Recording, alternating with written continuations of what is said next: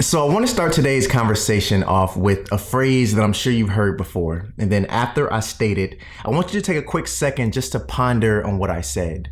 The phrase is this: you can tell a lot about a person by the company they keep. You can tell a lot about a person by the company they keep. If you haven't heard this phrase before, that's okay, because I'm going to quickly break it down for you, and then I'm going to explain why today's video is titled the way that it is. The company you keep is a statement that is in reference to the relationships that we have and keep in our lives. And believe it or not, these relationships have a direct effect on us, the way that we live, how we're perceived, and even the decisions that we make. Now, for the sake of conversation, let's say that I decided to ask a group of your closest friends or someone whose relationship you value what they thought of you.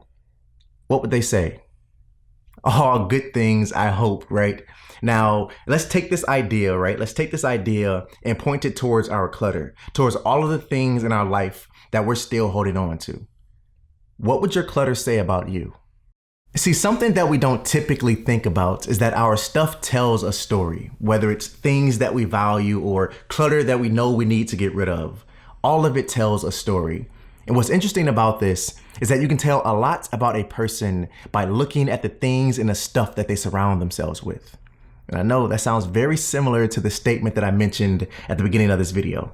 You can tell a lot about a person by the company they keep. And what's even more interesting about this is that our clutter is not just a representation of our emotions or things that we have an emotional attachment to, or our memories, or the junk that we purchased at the flea market last year, or anything else that you can think of. But our clutter also represents a cushion or a barrier that sits between you or me and all of the deeper issues that we really need to deal with in our lives. Some extreme examples of this could be maybe the clutter that we keep around us is there to protect us from possibly getting our heart broken again. Or maybe it's a barrier that we've put up to block out our insecurities, or maybe we're trying to fill a void in our life. Now, of course, these examples don't apply to everyone, and I understand that.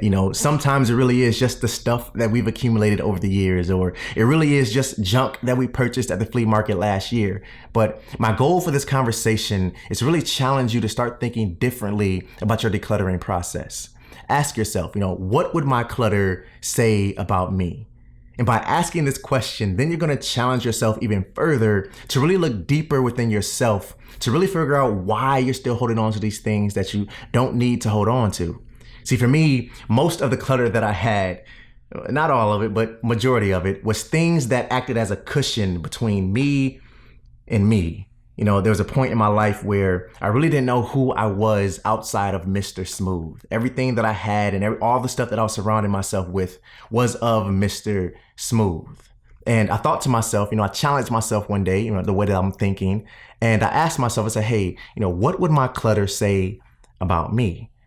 And it would probably say something like this: secretly trying to be someone you're not, trying to please other people, confused about what you want. And now that I realize that and have let go of that, I'm really starting to grow into who I am and who I'm meant to be. And truthfully, I really hope that you're doing the exact same thing on your journey.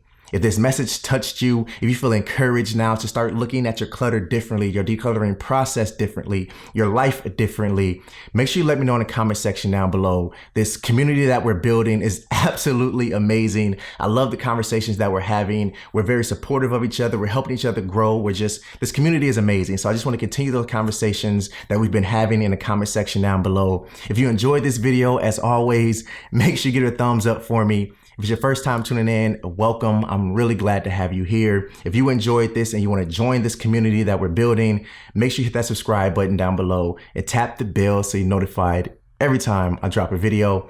And always remember, like I always say, stay true to you. I'll see you in the next one. Peace.